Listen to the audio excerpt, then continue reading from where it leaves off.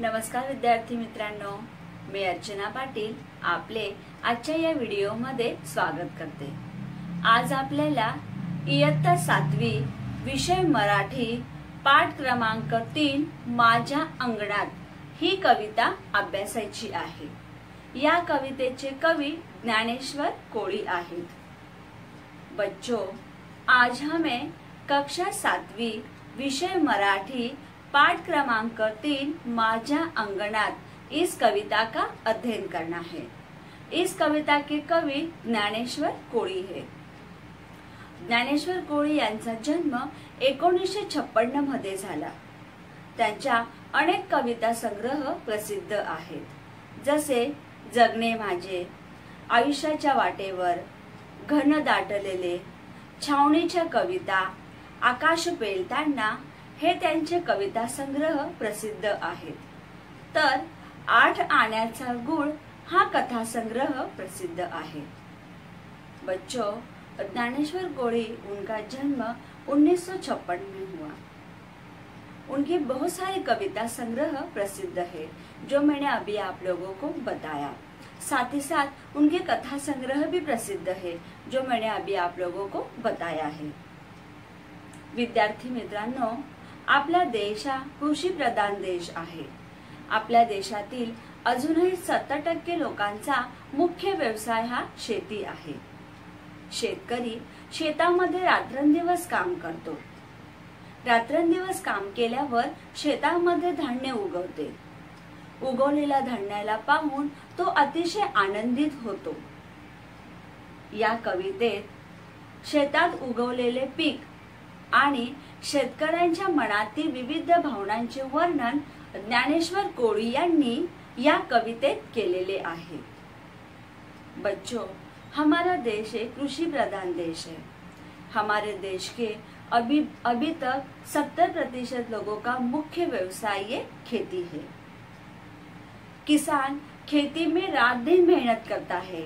रात दिन मेहनत करके वो खेती में धान उगाता है। जब उगे हुए धान को वो देखता है तो अत्यधिक वो खुश हो जाता है। तो इस कविता में भी उसी का वर्णन किया गया है कि किसान जो खेती में धान उगाता है, वो धान को देखकर किसान के मन में जो अलग अलग भावनाएं आती है, उसी का वर्णन ज्ञानेश्वर कोळी ने माझ्या अंगणात इस कविता में किया है। मी सर्वात अगोदर कवितेचे गायन करते। तुम्ही सर्वांनी लक्षपूर्वक ऐकायचे आहे आणि घरी तसंच गाण्याचा प्रयत्न करायचा आहे। बच्चों, सबसे पहले मैं कविता गाती हूँ, आप सब ध्यान से सुनोगे और घर पे वैसे ही गाने की कोशिश करोगे। सर्वांनी लक्ष द्यायचे आहे। गऊ शाळवांच मोती, काळ्या रानात सांडल, आणि माझ्या अंगणात लख चांदण पडल। गऊ शाळवांच मोती, काळ्या रानात सांडल, आणि माझ्या अंगणात लख चांदण पडल। काळ्या शार मातीतूनी मोती पवळ्यांची रास, अंगणात माझ्या डोले रान मेव्याची मी जास। दिला घेतला वाढतो रानातला रानमेवा, तुम्ही आम्ही सारे जण गुण्या गोविंदान खावा। जीव दमतो शीनतो घास भरवते माया, घरामध्ये घरट्यात जशी दुधातली साय। अंगणात आज माझ्या दान टिपती पाखर, दूर उडून या जाता आसू येती गालावर। गहू शाळवांच मोती, काळ्या रानात सांडल, आणि माझ्या अंगणात लख चांदण पडलं. अशा प्रकारे आपण येथे कवितेचे गायन केलेले आहे. आता आपण कवितेचा अर्थ पाहूया. गहू शाळवांचं मोती काळ्या रानात सांडलं आणि माझ्या अंगणात लख चांदण पडलं. आता आपण ह्या 4 ओळीतील शब्दार्थ पाहूया. शाळव ज्वारी, मोती पांढरे रत्न, लख स्वच्छ. येथे या 4 ओळींमध्ये आपल्याला कवी सांगू इच्छित आहे की शेतीमध्ये जेव्हा धान्य उगवते आणि ते उगवलेले धान्य पाहून शेतकऱ्याला किती आनंद होतो याचेच वर्णन या 4 ओळींमध्ये केलेले आहे. येथे गहू शाळवांचं मोती. आता गहू म्हणजे गहू आणि शाळव म्हणजेच काय तर ज्वारी. गहू आणि ज्वारीचे दाणे. आता येथे दाण्यांना कवीने मोत्याची उपमा दिलेली आहे. गहू आणि ज्वारीचे मोती म्हणजेच दाणे. काळ्या रानात सांडलं. आता काळे रान म्हणजे शेती. येथे कवी सांगत आहे की गहू आणि ज्वारीचे जे धान्य उगवलेले आहे, जे शेतामध्ये धान्य उगवलेले आहे, ते शेतातील धान्य आता शेतकऱ्याने त्याच्या अंगणात टाकलेले आहे आणि त्याच्या अंगणात त्याने जे गहू आणि ज्वारीचे धान्य टाकलेले आहे ते त्याला आकाशातील चांदण्यांप्रकारे स्वच्छ असे दिसत आहे. त्याने येथे आपल्याला येथे असे सांगितलेले आहे. मित्रांनो, खेती में जब धान उगा हुआ है वो उगा हुआ धान देखकर किसान बहुत खुश होता है और वो धान उसे मोतियों के जैसा लगता है और किसान कहता है कि मेरे आंगन में आसमान के तारे चमक रहे हैं. इस तरह किसान को यहाँ पे ऐसा लगता है. आता आपण पुढच्या 4 ओळी पाहूया. काळ्या शार मातीतूनी मोती पवळ्यांची रास, अंगणात माझ्या डुले रान मेव्याची मी जास. आपण या 4 ओळीतील शब्दार्थ पाहूया. रानमेवा, रानात पिकणारी फळे, मिजास तोरा.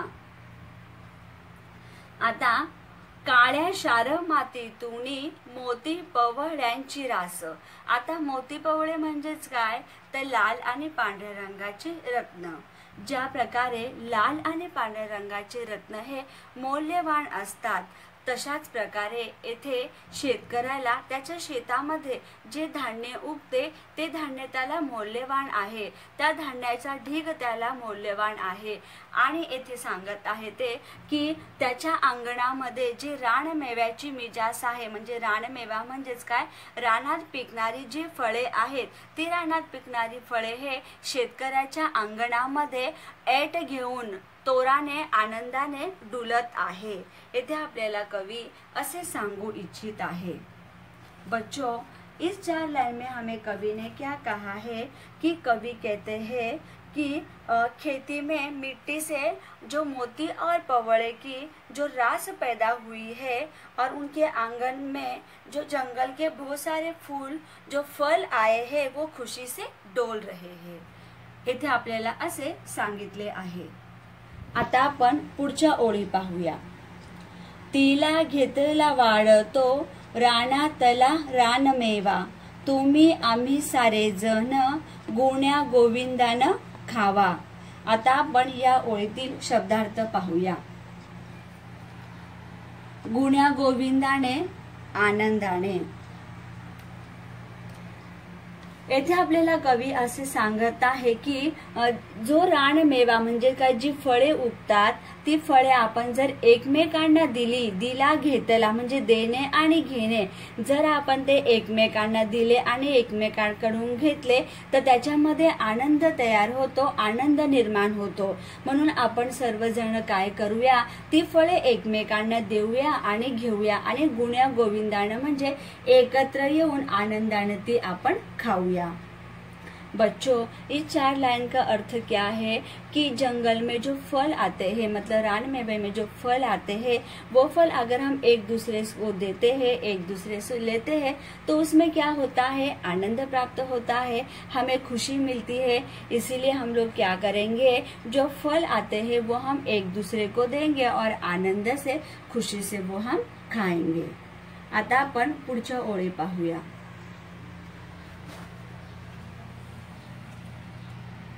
जीव दमतो शीनतो घास भरवते माय, घरामध्ये घरट्यात जशी दुधातली साय। येथे शेतकरी जेव्हा शेतामध्ये काम करून, कष्ट करून तो थकून जातो, तो दमून जातो, तो शिंकतो, तेव्हा तो जेव्हा घरी जातो तेव्हा त्याची आई त्याला प्रेमाने घास भरवते। मग येथे त्याच्या आईच्या मायेला त्याने दुधातल्या साईची उपमा दिलेली आहे। आता येथे आपण शिणतो या शब्दाचा अर्थ पाहूया। शिणतो थकणे। जेव्हा शेतकरी अतिशय काम करून थकून जातो, शिणून जातो आणि तो जेव्हा आपल्या घरी जातो तेव्हा त्याच्या आई त्याला प्रेमाने घास भरवतो। येथे आईला दुधाच्या साईची उपमा दिलेली आहे। बच्चों, जब किसान खेती में काम करके थक जाता है, थककर जब वो घर पर जाता है तो उसकी माँ उसे प्रेम से खाना खिलाती है। उसी का वर्णन यहाँ पे दिया है। साथ ही साथ कवि ने अपनी मतलब किसान की माँ को दुधातली साईची उपमा दिलेली आहे। आता आपण पुढच्या ओळी पाहूया।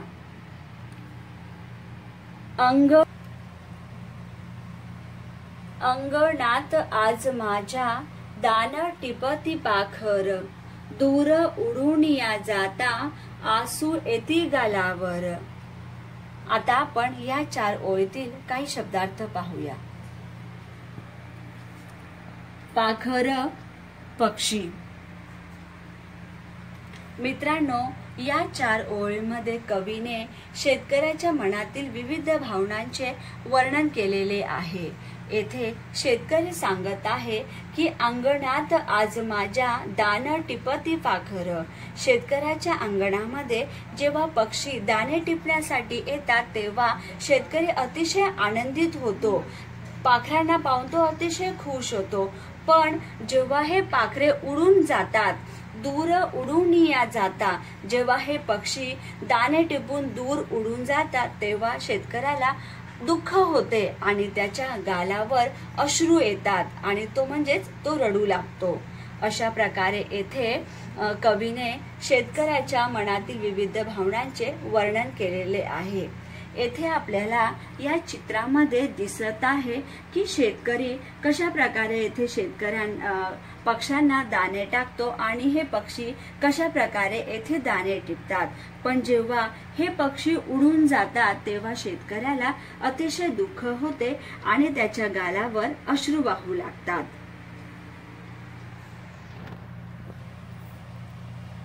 इस 4 लाइन में कवि ने किसान के मन की भावनाओं का चित्रण किया है।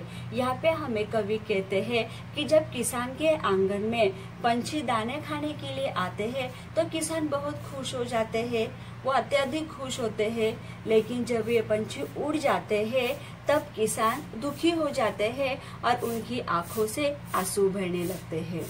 हमें यहाँ पे चित्र में दिखाई दे रहा है कि किसान के आंगन में पंछी दाना खाने के लिए आए हैं और जब ये पंछी उड़ जाते हैं तो किसान अत्यधिक दुखी हो जाते हैं और उनकी आंखों से आंसू बहने लगते हैं। अशा प्रकारे माझ्या अंगणात या कवितेत कवी ज्ञानेश्वर कोळी यांनी शेतकऱ्याच्या मनातील विविध भावनांचे आणि शेतात उगवलेल्या धान्याचे वर्णन केलेले आहे। बच्चों, इस तरह से माझ्या अंगणात इस कविता में कवि ज्ञानेश्वर कोळी ने किसान के मन की भावनाओं का और खेती में उगा हुआ धान का वर्णन किया है। मित्रांनो, आता तुम्हाला काय करायचे आहे, फळ्यावर जी कविता लिहिलेली आहे आणि जे शब्दार्थ लिहिलेले आहेत ते तुम्हाला तुमच्या वहीमध्ये लिहायचे आहेत। आणि ज्या दिवशी आपला ग्रुप ओपन होतो म्हणजे शुक्रवारच्या दिवशी, त्या दिवशी तुम्ही जो स्वाध्याय केलेला आहे तो स्वाध्याय तुम्हाला ग्रुप में टाकायचा आहे। बच्चों, आपको क्या करना है, फलक पे जो कविता लिखी है, जो शब्दार्थ लिखे हैं, वो कविता और शब्दार्थ आप लोगों को आपकी स्वाध्याय की बुक में लिखना है। और जिस दिन अपना ग्रुप ओपन होता है मतलब शुक्रवार के दिन, उस दिन आपने जो स्वाध्याय किया है वो स्वाध्याय को ग्रुप में डालना है। धन्यवाद बच्चों, मिलते हैं हम अगले वीडियो में।